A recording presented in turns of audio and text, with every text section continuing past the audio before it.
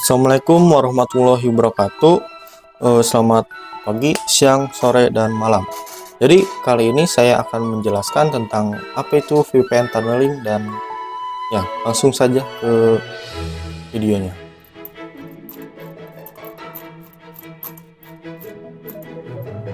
Jadi VPN, jadi apa itu VPN tunneling? Virtual Private Network atau VPN secara umum dapat digunakan ketika menginginkan cara aman untuk mengakses jaringan LAN melalui internet dengan cara menggunakan konsep tunnel. Jadi contoh dari VPN tunneling ini sangat luas dan beragam. Kita bisa ambil contoh sederhananya ketika terdapat satu perusahaan di Jakarta yang ingin terhubung ke cabangnya yang berada di Semarang dengan bisa mengakses jaringan LAN yang dimilikinya secara aman. Cara kerjanya dengan memanfaatkan tunneling, yaitu membuat terowongan atau interface virtual yang dapat berjalan pada internet. Jadi contoh kasus implementasinya yang bisa digunakan pada VPN tunneling adalah menghubungkan kantor site. Jadi misal terdapat suatu perusahaan yang cakupannya sudah lumayan besar, yang dimana perusahaan tersebut memiliki kantor pusat dan kantor cabang. Nah, permasalahan di sini adalah antara kantor pusat dengan kantor cabang itu letak geografisnya lumayan jauh. Misal kantor pusat berada di Bandung dan kantor cabang ada di Semarang. Nah, antara lokal yang ada di kantor pusat dengan lokal yang ada di kantor cabang ingin berkomunikasi, misal suatu perusahaan kan data-datanya sama. Jadi biar bisa sharing-sharing file, nah itu pengen aksesnya lebih mudah kalau misalkan kita menggunakan layanan infrastruktur seperti fiber optik ataupun kabel ataupun wireless. Nah, jaringan layanan infrastruktur seperti tadi itu biasanya memerlukan biaya yang cukup besar atau mahal. Oleh karena itu, pada perusahaan tersebut bisa menggunakan yang namanya VPN tunneling. Jadi antara kantor pusat dan kantor cabang bisa terkoneksi dengan interface virtual yang bisa menghubungkan antara kantor pusat dengan kantor cabang.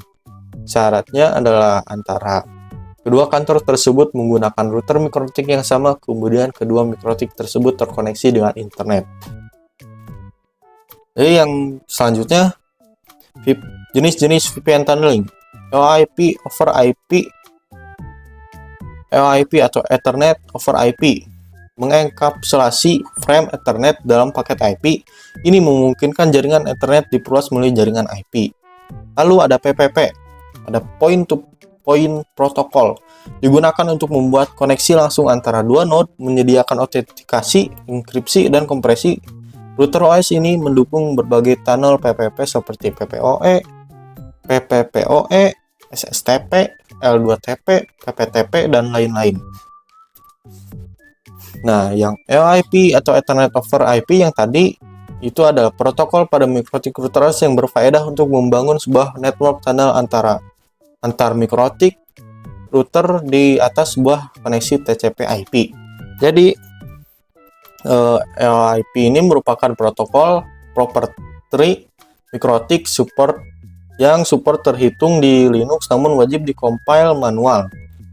Maka untuk memanfaatkan fitur ini, router di head office dan router di branch office wajib menggunakan router mikrotik. Untuk membangun tunnel, kedua kantor baik kantor cabang maupun kantor pusat mesti terkoneksi ke internet. Ya, LIP tunnel menghubungkan antar site yang dimana antar site itu harus yang memiliki network yang sama. Interface add LIP tunnel. Jadi di sini saya sudah buat topologinya, saya sudah siapkan topologinya, yang saya sudah setting IP address-nya. Yang di kantor pusat ini 10.0.52 dan ruang cabang itu 10.0.137.8. Jadi pertama-tama kita coba mengkonfigurasikan dua kantor ini. Kita langsung saja ke Windows-nya. Caranya itu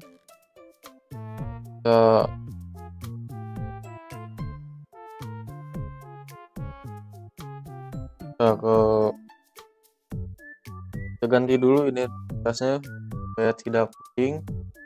Yang itu yang 52 ruang pusat, kantor pusat,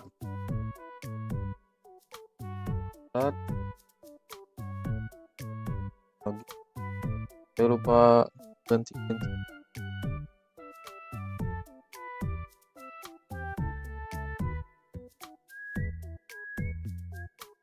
Jadi kita ke yang terpusat dulu. Jadi kita pertama-tama ke interface, lalu klik tambah, lalu cari ke VoIP tunnel. Nah, ini untuk nama, karena kita akan ke kantor cabang, jadi kita ganti to cabang. Lalu ini saja, yang remote address-nya kita samakan seperti yang pusat.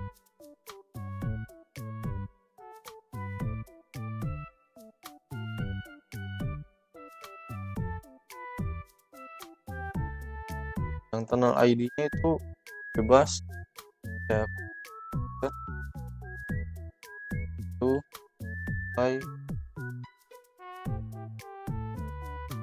kalau belum ada error atau tanda error ini atau bisa disebut running, coba ke yang cabang,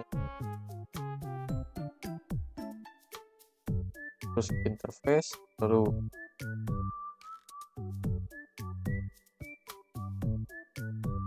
pusat. Nah, ini yang tercabangnya. Lalu kan IP address yang cabang, ketik tercabangnya 10 0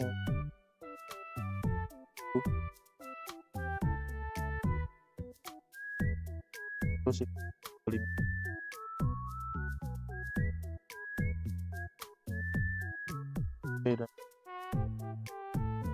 Nah, ini saya udah running. Insya Allah semuanya juga pasti running.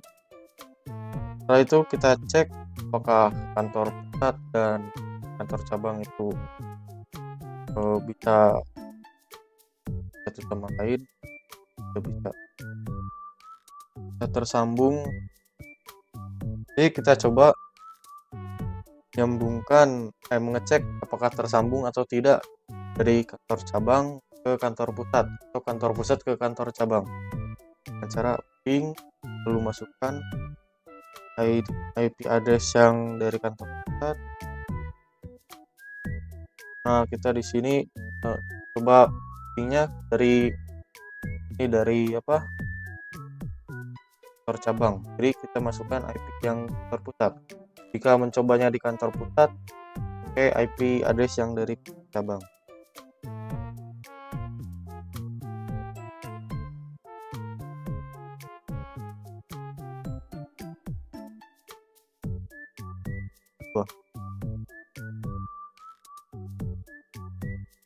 Nah, jika begini berarti sudah sambung. Mengkonfigurasikannya ini cukup mudah. Jadi kita ke selanjutnya saja. Nah, tadi sudah mengkonfigurasikan CIP tersebut. Sekarang kita coba mengupgrade-nya. Kita coba memberi satu persatu klien di router cabang sama router pusat, atau memberi klien pada satu persatu router tersebut. Setelah itu kita sambungkan CTS tersebut ke routernya.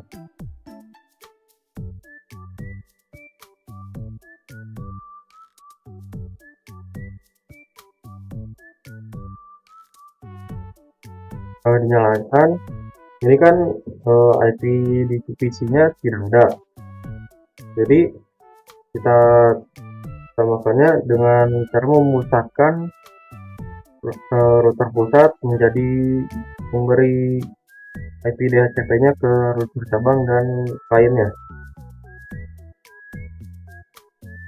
Lalu kita buka saja Winbox-nya. Setelah itu kita menuju ke ke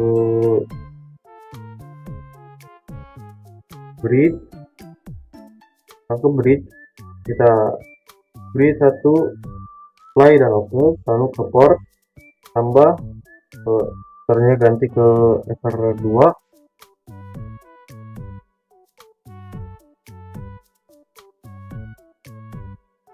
ether 2, lalu apply, oke. Lalu ke tambah lagi copy tunnel to cabang karena ini di pusat. Setelah ke copy tunnel cabang, kita menuju IP, lalu ke address, terus kita masukkan addressnya, kita masukkan 10.0.137.70 saja. Jangan lupa /24. Terus interface-nya itu bridge 1.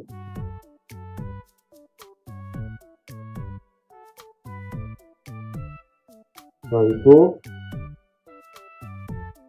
lalu menuju IP, terus DHCP server, DHCP setup, ininya bridge 1, terus next, dan terus next.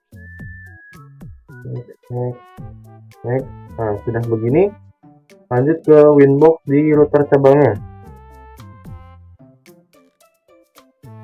Winbox router cabang, lalu ke bridge. Sudah ke bridge, kita tambahkan di bridge-nya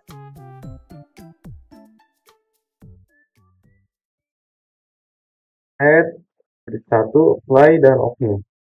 Terus langsung ke port, kita tambahkan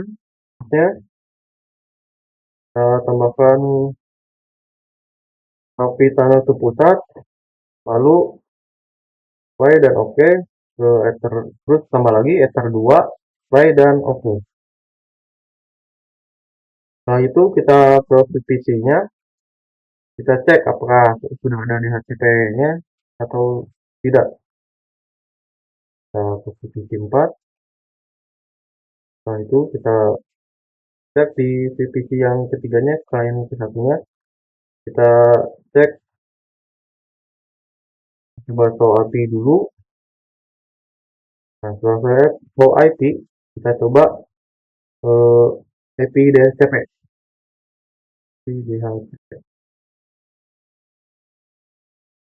Nah, kalau sudah begini berarti si klien tersebut sudah mendapatkan IP DHCP sama. Nah, selanjutnya ada PPP, Point to Point Protocol. Digunakan untuk membangun tunnel antar dua lokasi yang berbeda melalui internet. Jadi, Point to Point Protocol ini digunakan untuk membangun tunnel atau koneksi langsung antar dua lokasi yang berbeda melalui internet. PPP ini dapat menyediakan autentikasi koneksi, enkripsi, dan kompresi. Yang selanjutnya ada PPTP, itu Point to Point Tunneling Protocol. Point to Point Tunneling Protocol merupakan salah satu tunnel yang menyediakan enkripsi melalui IP, merupakan tunnel yang bisa digunakan karena hampir semua OS support PPTP client dapat digunakan untuk membuat koneksi aman antara jaringan lokal melalui internet.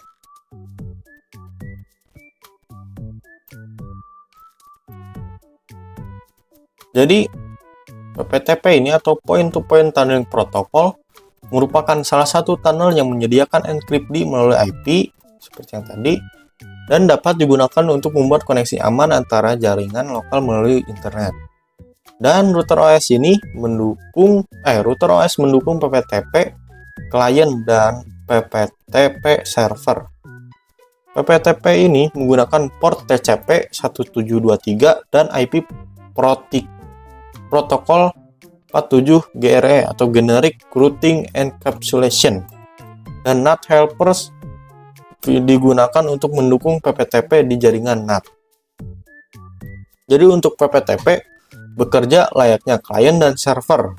Untuk yang sisi server, misal saya contohkan di kantor pusat atau router pusat, dan untuk sisi kliennya saya contohkan di router cabang atau kantor cabang. Karena PPTP bekerja layaknya server dan klien, maka harus dikonfigurasikan terlebih dahulu.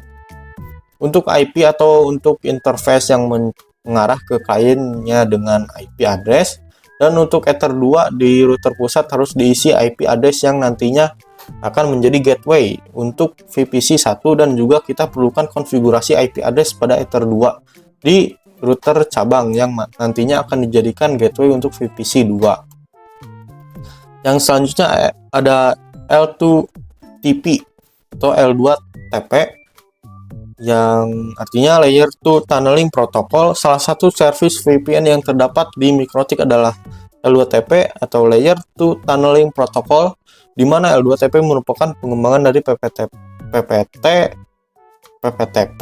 ditambah L2F. Jadi salah satu service VPN yang terdapat MikroTik adalah L2TP, di mana L2TP merupakan pengembangan dari PPTP ditambah L2F. Nah, network security protokol dan enkripsi yang digunakan untuk autentikasi sama dengan PPTP. Akan tetapi untuk melakukan komunikasi L2TP menggunakan UDP port 1701 biasanya untuk keamanan yang lebih baik. L2TP dikombinasikan dengan IPsec menjadi L2TP atau IPsec PPOE. Maaf agak belibet. Yang selanjutnya ada POE, Point to Point Protocol over Ethernet. Point to Point Protocol over Ethernet merupakan jenis protokol tunnel layer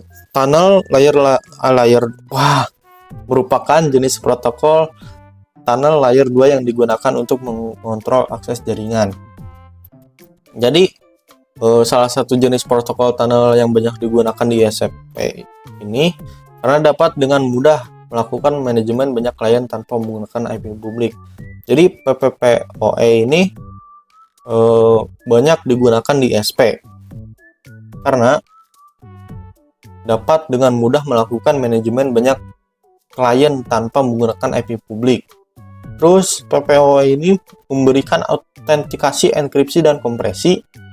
Jadi PPOE hanya bekerja dalam satu jaringan atau one broadcast domain. Jadi kesimpulan yang tadi itu, VPN tunneling adalah metode untuk mengamankan akses jaringan LAN melalui internet dengan konsep tunnel. Beberapa jenis VPN tunnel yang umum digunakan antara lain VoIP, itu memungkinkan jaringan internet diperluas melalui jaringan IP dengan mengenkapsulasi frame Ethernet dalam paket IP. Lalu ada point-to-point protokol digunakan untuk membuat koneksi langsung antara dua node dengan dukungan autentikasi, enkripsi, dan kompresi. Lalu ada point-to-point tunneling protokol, salah satu tunnel yang banyak digunakan karena didukung oleh hampir semua OS.